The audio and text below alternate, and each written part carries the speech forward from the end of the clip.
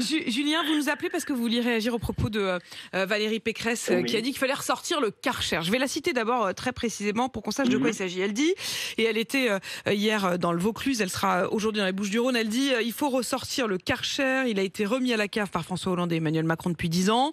Il faut ressortir le Karcher pour nettoyer les quartiers, nettoyer les zones de non-droit, traquer les caïds, les voyous, les criminels, les dealers. Il faut les harceler, les punir, les priver de la citoyenneté. Et elle ajoute, oui, il y a un lien entre immigration et délinquance. Julien, vous habitez dans un quartier que vous décririez comment en fait? Plutôt populaire parce qu'il y a un brassage de, bon, on va dire d'ethnie, on va le dire comme ça. Ouais.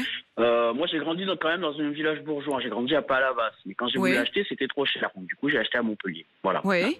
Pour faire simple. Et quand vous entendez ces propos, vous dites c'est... Moi, ça me fait quand même doucement rigoler parce qu'elle a été ministre sous Sarkozy. Il faut quand même pas oublier que Sarkozy a supprimé 12 000 a supprimé des policiers, a désorganisé les services de renseignement intérieur. Donc quand on vient nous dire ça, c'est-à-dire qu'ils ont sorti le Karcher effectivement, mais Sarkozy à l'époque, et Pécresse le savait très bien, en sortant le Karcher, il ne mettrait pas d'eau dans le réservoir. Oui. Moi, c'est assez imagé. C'est-à-dire qu'après le tuto de Nadine Morano mais là, on voit que l'image, Charles c'est bien, Magnin c'est nous a fait tout à l'heure, c'est-à-dire c'est un Karcher mais On comprend. qui envoie rien quoi. Voilà, et le drame, c'est qu'on est en 2022, qu'elle est obligée de ressortir une phrase qui a 10-15 ans.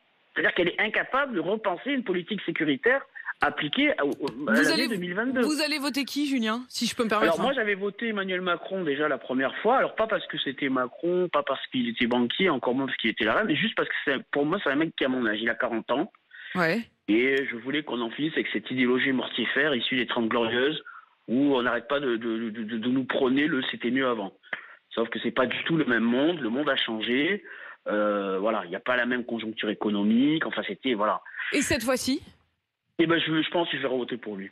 Ouais, revoter pour lui. Il y a pas de. Oui, Vous faites partie de ceux qui ont été plutôt satisfaits de l'ensemble de. Il a tenu pour vous les promesses que vous espériez, quoi. Bon, pas qu'il a tenu les promesses, mais honnêtement, en face, je vois pas. Franchement, je vois pas ni un Mélenchon, ni Le Pen, et encore moins Zemmour prendre le pouvoir du pays. Les LR, je pense qu'ils sont dedans parce que Valérie Pécresse, c'est pareil. La phrase de Macron. Je pense qu'elle est d'accord avec ça, sauf qu'elle peut pas le dire parce qu'il y a la mouvance populaire réactionniste. Quand vous dites la phrase de Macron, j'imagine que vous faites référence derrière, au fait qu'il faut emmerder, je cite, les non-vaccinés. Hein. Voilà. Enfin, moi, j'aurais dit plus les anti-vax que les non-vaccinés. Parce que les non-vaccinés, dans les non-vaccinés, malheureusement, il y a des gens qui ont une intolérance à la vaccination. Donc, eux, c'est pas leur faute.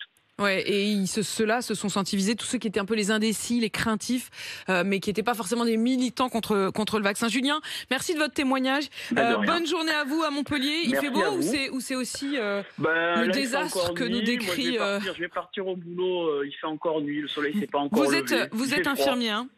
C'est ça, étudiant, ouais.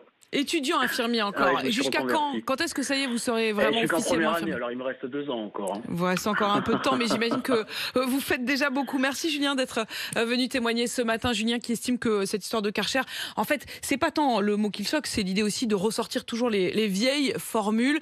Vous réagissez évidemment au 32-16. Est-ce que vous estimez que l'idée de ressortir le Karcher, c'est quelque chose de choquant? Est-ce qu'au contraire c'est nécessaire? On en débattra tout à l'heure, tiens, avec votre forte tête du jour. C'est Thibaut de Montbrial, l'avocat. Clairement, on peut dire il est plutôt du côté de Valérie Pécresse. Venez donc l'interpeller au 32-16. Il est 7h40.